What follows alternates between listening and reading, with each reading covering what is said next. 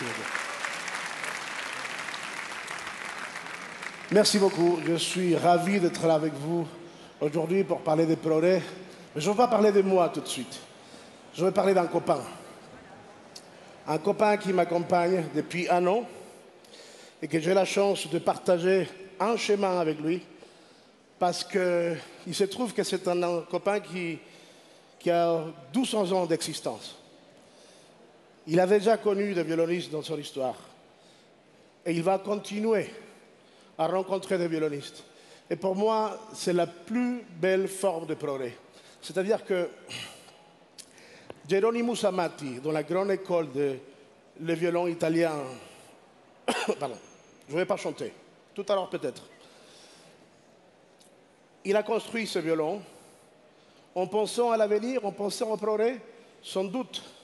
Moi, je pense que c'est la chose la plus belle qu'on peut faire avec le bois et que se préserve dans le temps. C'est une forme de progrès. Un peu comme Beethoven a fait ses symphonies, Vivaldi a fait ses concerts. C'est-à-dire qu'aujourd'hui, avec l'intelligence artificielle, on peut parfaitement faire la 10e symphonie de Beethoven, mais on ne peut pas faire Beethoven. Et je pense que c'est le grand challenge de l'avenir. Après, dans la musique, quelle est la musique? Parce que ça, c'est un outil, effectivement, c'est un outil. En violence, est-ce que vous pouvez me dire que peut-être je peux jouer un violon électrique? Pourquoi pas? Mais c'est vrai que là, on se sert d'un microphone pour arriver plus loin, plus puissant. Moi, je suis évidemment pour tous les défis, toutes les grandes questions de l'avenir, mais quelle est la musique d'aujourd'hui et quelle est la musique de l'avenir? Moi, je pense que dans ce monde globalisé, il faut tout comme musique. Je pense qu'il y a deux musiques, la bonne et la mauvaise. Mais il faut connaître un peu, il faut bien savoir comment mixer les saveurs. Je trouve qu'il y a une ressemblance énorme avec la cuisine et la musique, et le son, le goût.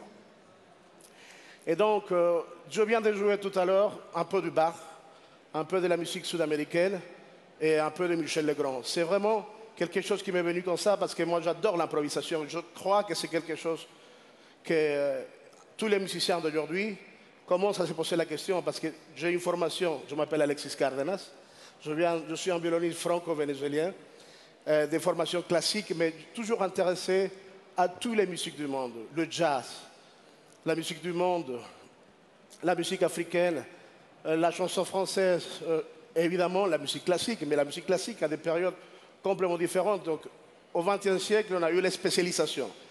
Le musicien qui fait que de la musique contemporaine, ou qui fait que du jazz, ou qui fait que de la musique électro. Je pense qu'aujourd'hui, il faut tout faire. Alors, les grands défis pour l'avenir, la connaissance totale du territoire. Si on va improviser sur quelque chose, il faut savoir de quoi on parle. Si on fait...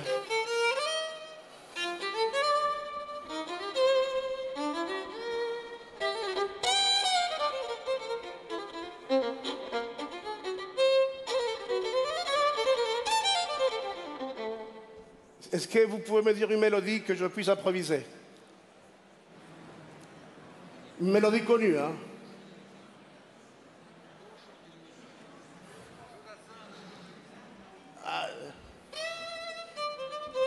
C'est ça?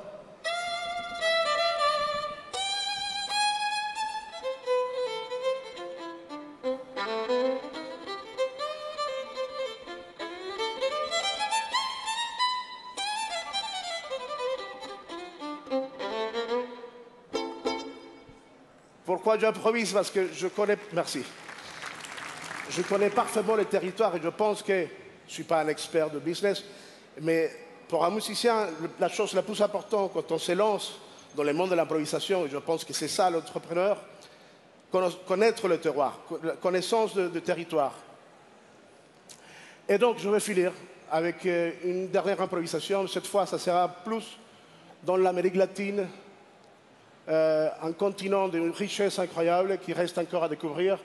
Dans toute cette musique du Mexique jusqu'à l'Argentine, plein de rythmes, le joropo, le choro, la samba, la salsa, le lando.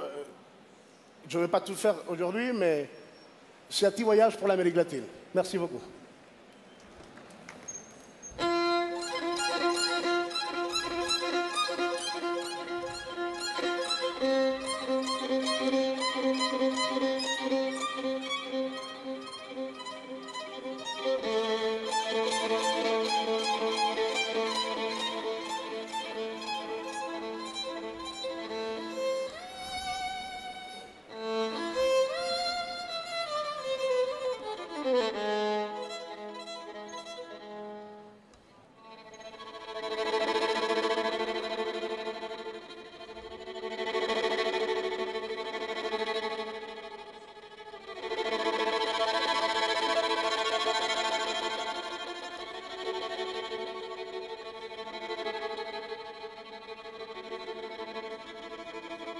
Lucero de la mañana, préstame tu claridad para seguirle los pasos a mi amante que se va. Si pasas algún trabajo,